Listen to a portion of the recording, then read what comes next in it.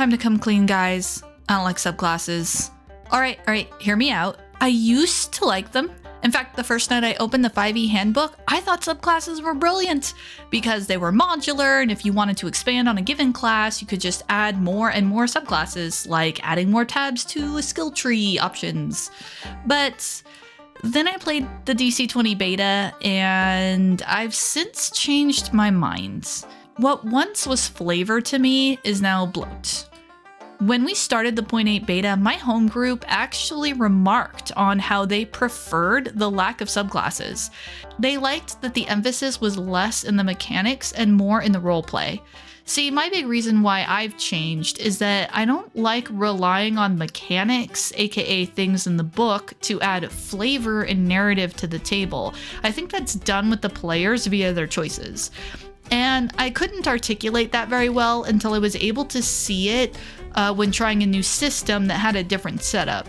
So I put a comment on the Paragon class video about this, the one that the dungeon coach put out a while back, and someone commented to that and said something along the lines of, subclasses are necessary to give players a way to execute flavor in game. It gives them special mechanics to make their ranger more of a Boba Fett bounty hunter versus a Legolas archer nature lover, or something like that.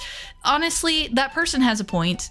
The mechanics do encourage flavor and give players options. The part where I would disagree would be the necessary part.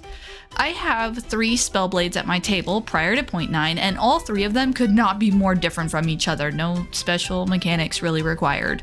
How? Well, they chose to implement their abilities in totally different, unique ways, that's all. One of them is a monster hunter who channels power into the greatsword to take down terrible and fearsome foes. One is an artificer who uses his gadgets to help investigate and even protect people from the supernatural world. One is an information broker who uses an enchanted teacup of ever-filling milk to sip and thus project an image of harmlessness while secretly plotting your demise. Not just the flavor of these characters are different, not just their names and backstories, but the spells they use, how they fight, how they use their abilities.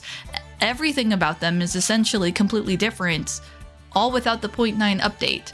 In fact, in my own little perfect headcanon, I ditch the subclasses entirely and make the features they contain an open salad bar for any in the base class.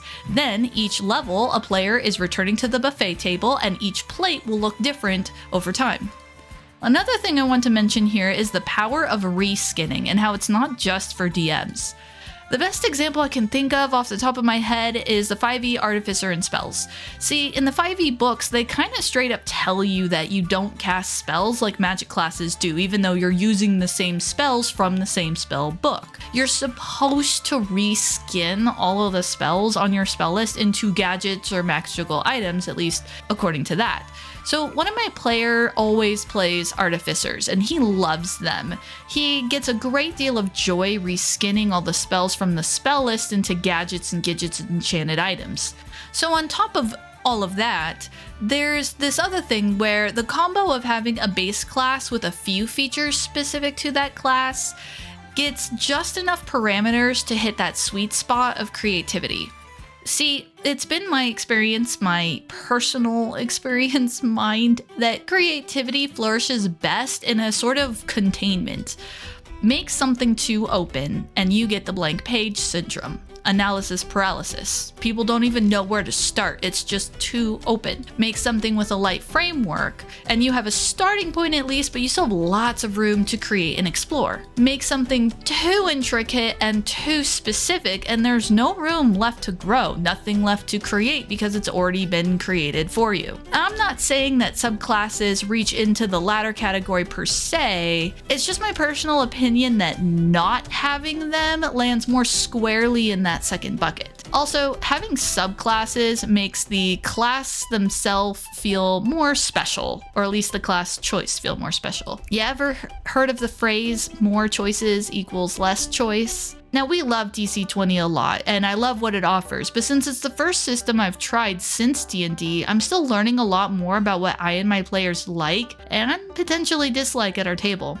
I'm sort of learning via trial and error that I think I like rules light systems. Well, if that's the case, why play DC20, you ask? Why not use a 5e rules light clone or something? I mean, DC20 is way more crunchy than 5e. It's probably because DC20 hides its crunch really well, I think. That is to say that I've found I don't have to have all of the extra rules and crunch in there if I don't want them or need them, if I'm not using them. If the situation never arises, then we can just keep playing, but if the situation does come up, then there are rules there for me to lean on. That's why I'm really jazzed about the Paragon system and why I see that as the win-win. It lets tables like mine play a sort of rules light version of the game where just the core classes exist, but it also means that tables that want the crunch and all of the extra features, options, bells and whistles, it's all there for them too. I still stand by my thoughts on this. Maybe after playing a while longer I'll fall in love with the new subclasses, or maybe we'll just keep playing the game that's great for us. I just recently started a new group, and I may end up in a situation where I have two very different play styles, with one more detail-oriented group and my in-person players that just stick to